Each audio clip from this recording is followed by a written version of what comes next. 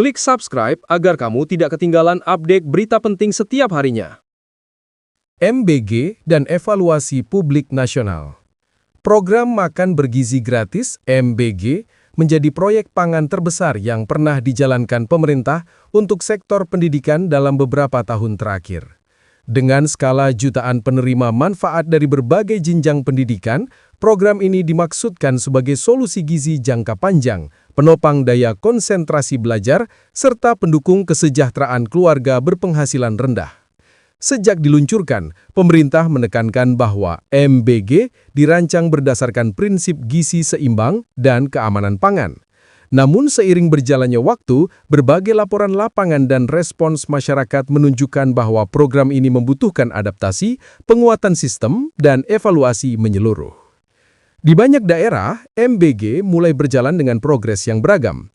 Beberapa sekolah melaporkan peningkatan kedisiplinan makan siswa, berkurangnya kasus anak tidak sarapan, serta tumbuhnya kebiasaan makan bersama yang sehat. Namun, laporan positif ini berjalan berdampingan dengan munculnya sejumlah isu yang menarik perhatian publik. Sejumlah temuan lapangan menunjukkan adanya makanan yang tidak matang sempurna, lauk yang kurang segar, atau menu yang dianggap monoton. Meskipun tidak terjadi secara luas, setiap temuan terkait keamanan pangan mendapat sorotan besar karena menyangkut kesehatan anak. Faktor pertama yang menjadi perhatian besar publik adalah kualitas pengolahan makanan di dapur penyedia. Dalam beberapa kasus, inspeksi menemukan bahwa proses memasak dilakukan dengan kapasitas dapur yang tidak sebanding dengan jumlah pesanan. Ketidakseimbangan ini menyebabkan waktu memasak terburu-buru, suhu pemasakan tidak stabil, dan makanan tidak mencapai tingkat kematangan standar. Ketika makanan harus segera dikemas dan dikirim ke sekolah, kualitas akhirnya semakin tertekan oleh waktu distribusi. Kritik masyarakat mengarah pada perlunya kapasitas dapur diperluas, teknik memasak ditingkatkan, dan tenaga masak mendapatkan pelatihan rutin. Selain itu, muncul kritik mengenai menu seragam untuk semua jenjang pendidikan, mulai dari TK hingga SMA. Sebagian masyarakat menilai bahwa kesamaan menu ini tidak mempertimbangkan perbedaan kebutuhan nutrisi berdasarkan usia. Anak-anak TK membutuhkan porsi kecil, tekstur lembut, dan pilihan makanan yang lebih mudah dicerna. Sementara itu, remaja di jenjang SMA membutuhkan kalori yang lebih tinggi, kadar protein lebih besar, serta porsi yang memadai. Keseragaman menu membuat sebagian siswa merasa kewalahan dengan porsi yang terlalu besar, sementara yang lain merasa porsinya kurang. Hal ini mendorong perdebatan mengenai pentingnya revisi pedoman gizi MBG agar lebih spesifik dan berbasis kelompok usia.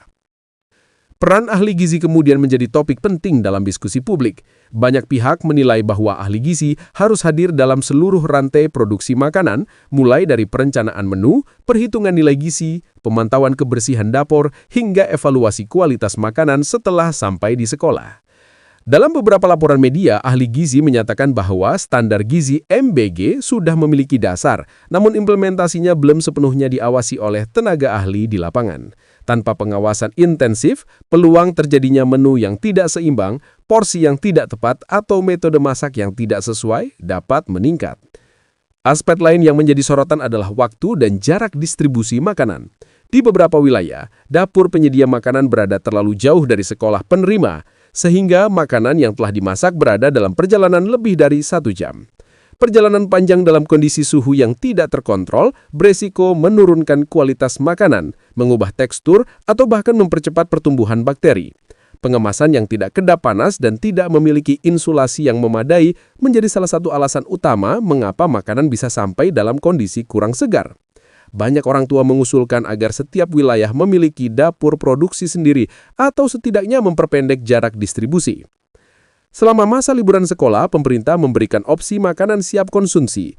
Kebijakan tersebut mendapat pro dan kontra karena sebagian orang tua merasa makanan siap saji mengandung pengawet lebih tinggi. Meski langkah tersebut dilakukan sebagai penyesuaian operasional ketika dapur sekolah tidak berfungsi, masyarakat tetap mempertanyakan nilai gizi dan dampak jangka panjangnya pada kesehatan anak. Sebagian ahli gizi menyarankan evaluasi khusus untuk format liburan agar solusi tetap memenuhi kriteria makanan segar, aman, dan seimbang. Kritik terbesar yang mengemuka berasal dari masyarakat yang menyoroti bahwa program sebesar MBG seharusnya memiliki standar keamanan yang sangat ketat dan melibatkan sistem pengawasan yang terstruktur. Banyak pihak menilai bahwa laporan makanan basi dan tidak matang adalah alarm penting yang harus disikapi serius. Publik menegaskan bahwa program nasional yang menyentuh jutaan anak tidak boleh bergantung pada improvisasi sekolah atau vendor tanpa pengawasan profesional. Dalam banyak diskusi publik, masyarakat berpendapat bahwa MBG membutuhkan sistem audit independen, inspeksi mendadak, serta laporan terbuka yang dapat diakses untuk menjaga transparansi. Di tengah kritik yang menguat, banyak pakar gizi, aktivis pendidikan, dan organisasi kesehatan memberikan usulan konstruktif. Salah satu usulan utama adalah penyusunan standar gizi berbasis usia yang jauh lebih rinci. Menu TK, SD, SMP, dan SMA harus dipisahkan secara jelas dengan perhitungan kalori, protein, karbohidrat, serat, dan mineral yang disesuaikan dengan kebutuhan fisiologis masing-masing. Selain itu, teknik memasak perlu distandarisasi dalam sebuah pedoman nasional yang menjelaskan suhu minimal pemasakan, durasi pemasakan, dan teknik penyimpanan yang aman. Solusi lain adalah memperluas pelatihan tenaga dapur dan tenaga distribusi agar memahami konsep keamanan pangan secara modern.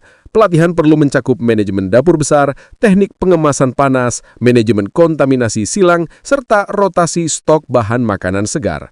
Banyak ahli menyarankan integrasi sistem HACCP yang lazim digunakan dalam industri makanan skala besar. Sekolah juga didorong untuk melakukan pencatatan harian kualitas yang mencakup kondisi makanan saat diterima, suhu makanan, dan respon siswa. Catatan ini dapat menjadi alat monitoring yang kuat bagi pemerintah dalam menilai performa vendor dan tingkat kepatuhan terhadap standar. Jika catatan menunjukkan penurunan konsistensi, audit dapat dilakukan dengan cepat dan tepat sasaran. Program MBG juga dinilai harus memperluas keterlibatan masyarakat, terutama komite sekolah. Para orang tua yang terlibat langsung di sekolah merupakan garda terdepan dalam mengawasi kualitas makanan. Dengan memberi mereka akses untuk melakukan penilaian harian, pemerintah dapat menjaga transparansi program sekaligus memperkuat kepercayaan publik. Meski berbagai kritik mengemuka, masyarakat tidak memandang MBG sebagai program yang gagal.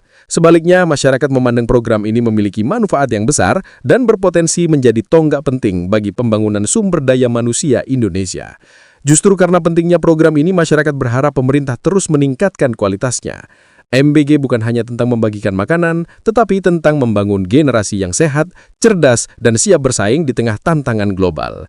Pada akhirnya, kesuksesan MBG terletak pada kemampuan pemerintah memperbaiki kelemahan yang ada dan mendorong kolaborasi antara tenaga ahli, sekolah, vendor, dan masyarakat. Dengan perbaikan berkelanjutan, program ini bukan hanya menjadi solusi gizi jangka pendek, tapi juga menjadi fondasi kuat bagi masa depan anak-anak Indonesia. Terima kasih telah menyaksikan. Jangan lupa subscribe dan klik gambar loncengnya agar tidak ketinggalan berita terbaru. Sampai jumpa pada update berikutnya.